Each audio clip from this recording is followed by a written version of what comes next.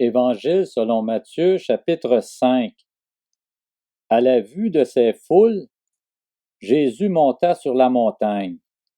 Il s'assit et ses disciples s'approchèrent de lui. Puis il prit la parole pour les enseigner. Il dit: Heureux ceux qui reconnaissent leur pauvreté spirituelle, car le royaume des cieux leur appartient. Heureux ceux qui pleurent, car ils seront consolés. Heureux ceux qui sont doux, car ils hériteront la terre. Heureux ceux qui ont faim et soif de la justice, car ils seront rassasiés.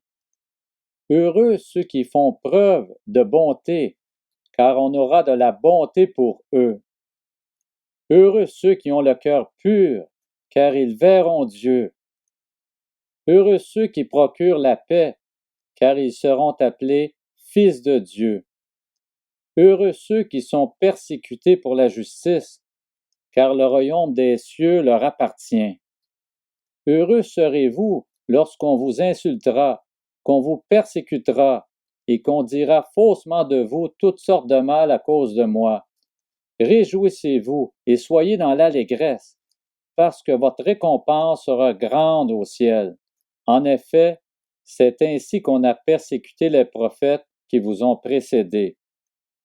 Vous êtes le sel de la terre. Mais si le sel perd sa saveur, avec quoi la lui rendra-t-on? Il ne sert plus qu'à être jeté dehors et piétiné par les hommes. Vous êtes la lumière du monde. Une ville située sur une montagne ne peut pas être cachée. Et on n'allume pas non plus une lampe pour la mettre sous un seau, mais on la met sur son support et elle éclaire tous ceux qui sont dans la maison. Que de la même manière, votre lumière brille devant les hommes, afin qu'ils voient votre belle manière d'agir et qu'ainsi ils célèbrent la gloire de votre Père céleste.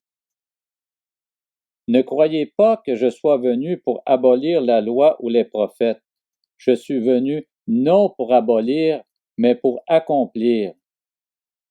En effet, je vous le dis en vérité, tant que le ciel et la terre n'auront pas disparu, pas une seule lettre, ni un seul trait de lettre ne disparaîtra de la loi avant que tout ne soit arrivé. Celui donc qui violera l'un de ces plus petits commandements et qui enseignera aux hommes à faire de même sera appelé le plus petit dans le royaume des cieux. Mais celui qui les mettra en pratique et les enseignera aux autres, celui-là sera appelé grand dans le royaume des cieux. En effet, je vous le dis, si votre justice ne dépasse pas celle des spécialistes de la loi et des pharisiens, vous n'entrerez pas dans le royaume des cieux. Vous avez appris qu'il a été dit aux anciens, tu ne commettrais pas de meurtre. Celui qui commet un meurtre mérite de passer en jugement. Mais moi, je vous dis, tout homme qui se met sans raison en colère contre son frère mérite de passer en jugement. Celui qui traite son frère d'imbécile mérite d'être puni par le tribunal, et celui qui le traite de fou mérite d'être puni par le feu de l'enfer. Si donc tu présentes ton offrande vers l'autel, et que là tu te souviennes que ton frère a quelque chose contre toi, laisse ton offrande devant l'autel, et va d'abord te réconcilier avec ton frère, puis viens présenter ton offrande. Mets-toi rapidement d'accord avec ton adversaire, pendant que tu es en chemin avec lui, de peur qu'il ne te livre au juge, que le juge ne te livre à l'officier de justice, et que tu ne sois mis en prison. Je te le dis en vérité, tu n'en sortiras pas avant d'avoir remboursé jusqu'au dernier centime. Vous avez appris qu'il a été dit, tu ne commettras pas d'adultère. Mais moi je vous dis, tout homme qui regarde une femme pour la convoiter a déjà commis un adultère avec elle dans son cœur. Si ton œil droit te pousse à mal agir, arrache-le et jette-le loin de toi, car il vaut mieux pour toi subir la perte d'un seul de tes membres que de voir ton corps entier jeté en enfer.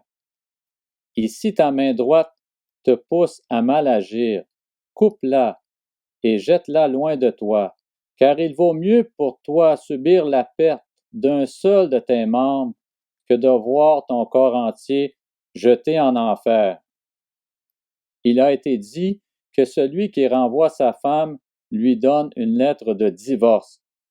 Mais moi, je vous dis, celui qui renvoie sa femme sauf pour cause d'infidélité l'expose à devenir adultère, et celui qui épouse une femme divorcée commet un adultère. Vous avez encore appris qu'il a été dit aux anciens, tu ne violeras pas ton serment, mais tu accompliras ce que tu as promis au Seigneur. Mais moi, je vous dis de ne pas jurer du tout, ni par le ciel, parce que c'est le trône de Dieu, ni par la terre, parce que c'est son marchepied, ni par Jérusalem, parce que c'est la ville du grand roi. Ne jure pas non plus par ta tête, car tu ne peux rendre blanc ou noir un seul cheveu. Que votre parole soit oui pour oui, non pour non. Ce qu'on y ajoute vient du mal. Vous avez appris qu'il a été dit œil pour œil et dent pour dent. Mais moi, je vous dis de ne pas résister aux méchants. Si quelqu'un te gifle sur la joue droite, tends-lui aussi l'autre. Si quelqu'un veut te faire un procès et prendre ta chemise, laisse-lui encore ton manteau. Si quelqu'un te force à faire 1 kilomètre, fais-en 2 avec lui. Donne à celui qui t'adresse une demande et ne te détourne pas de celui qui veut te faire un emprunt. Vous avez appris qu'il a été dit, tu aimeras ton prochain et tu détesteras ton ennemi.